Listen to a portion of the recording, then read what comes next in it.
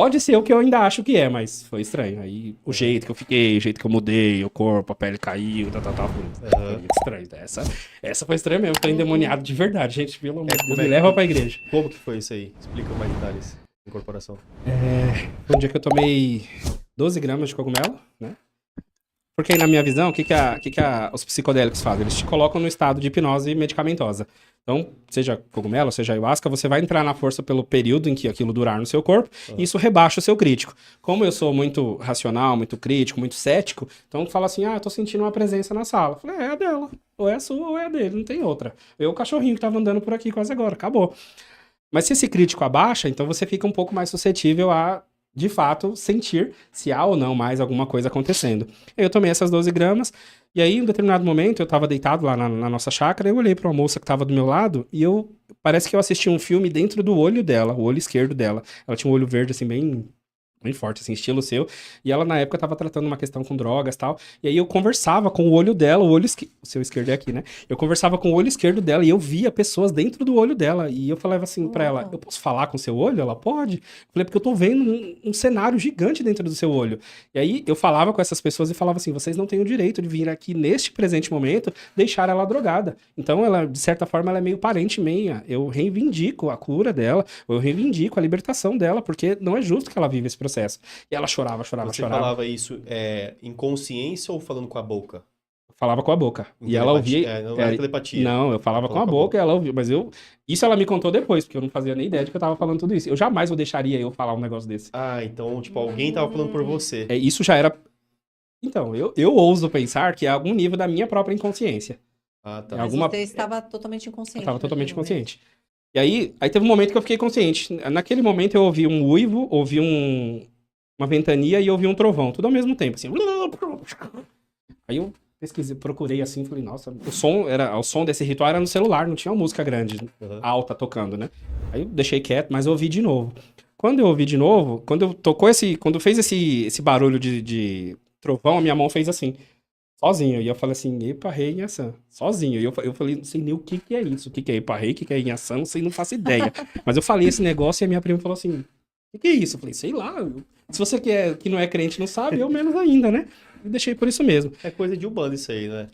Seria um cumprimento desse orixá da Yansan. E aí, isso faz uns 3 anos atrás. Hoje eu já não sei muito disso ainda, 3 anos atrás, então eu tava muito endemoniado. Sim. Aí, beleza. De novo veio uma voz na minha cabeça e essa voz falou assim, eu quero permissão pra falar com a minha filha. Aí pensei, né? Falei, pode ser Deus, né? Tipo, ela é uma mulher, ele quer a permissão pra falar com sua filha. Eu falei, então, tem uma voz na minha cabeça e ela pede permissão pra falar com a minha filha. Você quer? Ela falou, quero, é meu pai, ele morreu tem 3 meses. Eu falei, não, aí não dá pra mim. Não aguento, não, aí não posso, né? Mas você quer? Ela falou, quero. Aí eu apaguei de vez. Voltei 1h30 depois, mais ou menos. Ela falou, Thiago, o jeito que você falou comigo... Nesse mesmo trabalho com tudo cogumelo? Nesse mesmo trabalho com cogumelo. E você não lembra de nada disso?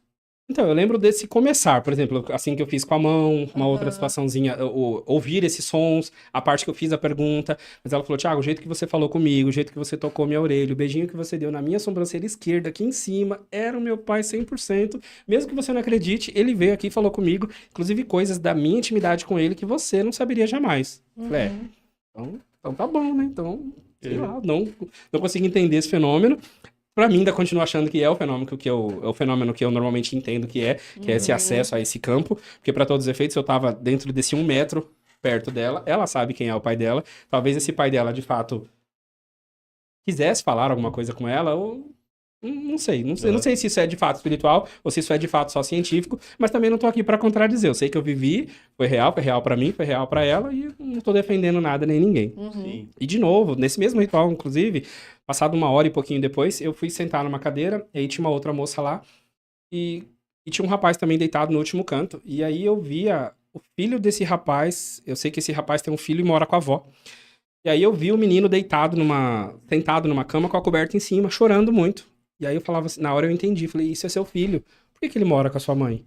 Ele, porque é mais cômodo pra ele e tal. Eu falei, não é justo com ele, não é justo mesmo, é muito injusto que você tenha um filho e que você deixe ele morar com a sua mãe, porque é cômodo pra você, porque você vai viver sua nova vida. E eu chorava assim, compulsivamente, o desespero desse menino. E aí, na sequência, eu lembro que eu botei a cadeira pra trás, assim, e aí eu abaixei e eu fui ficando, assim, meio curvado, e eu falava assim, o conselho masculino da nossa família repudia, rejeita e reprova. Com essa linguagem, inclusive. Nossa. Todos esses atos de abandono, de não sei o que lá, da Você falava com drogadição. sotaque diferente ou não? Ou falava... Parecia que era você.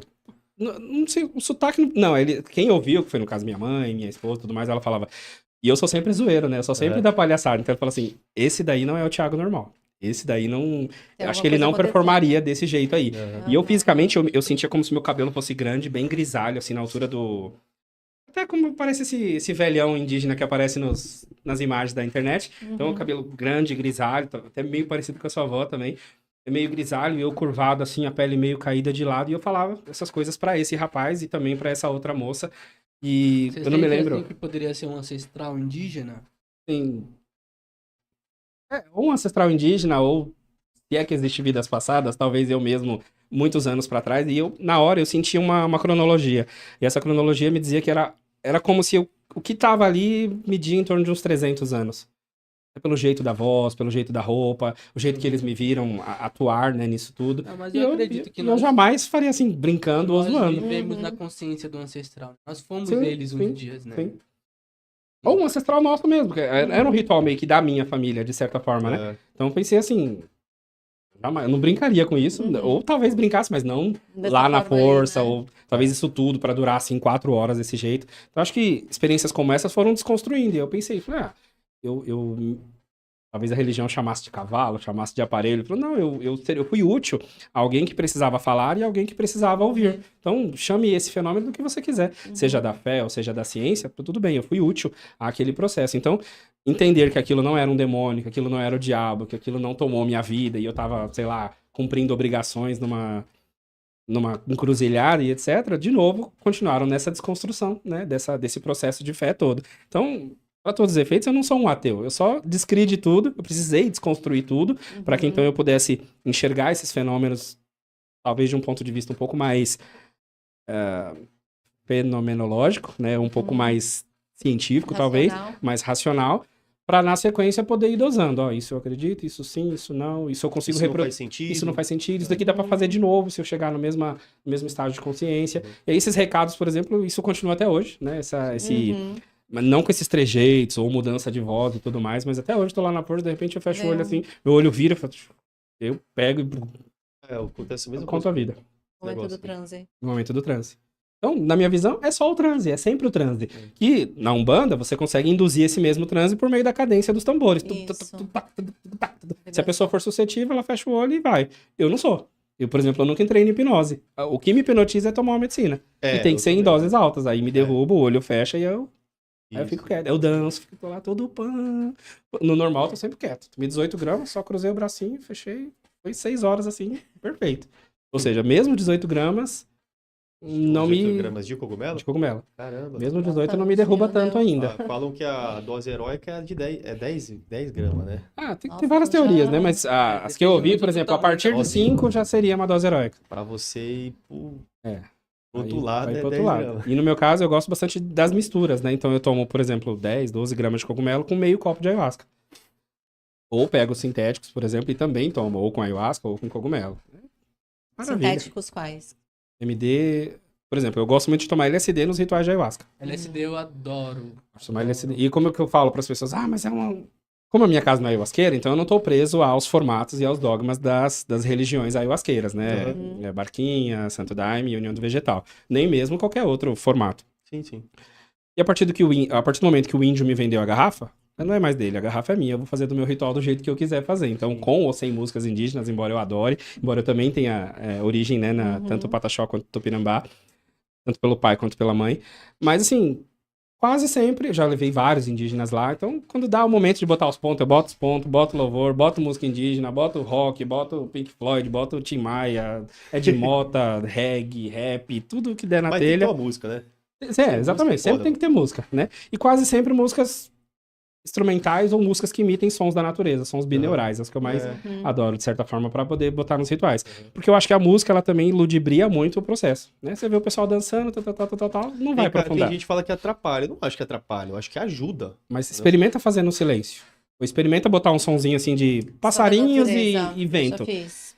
Um fio de ayahuasca é como se você tivesse tomado um copo de 100 ml, porque não tem música pra uma você se agarrar. distração, É uma distração, tem a distração, não. né? Tem que ter música, cara. Não, tem que ter, mas experimenta abaixar muito, ou fazer um ritual, por exemplo, com fone, igual você tá, ou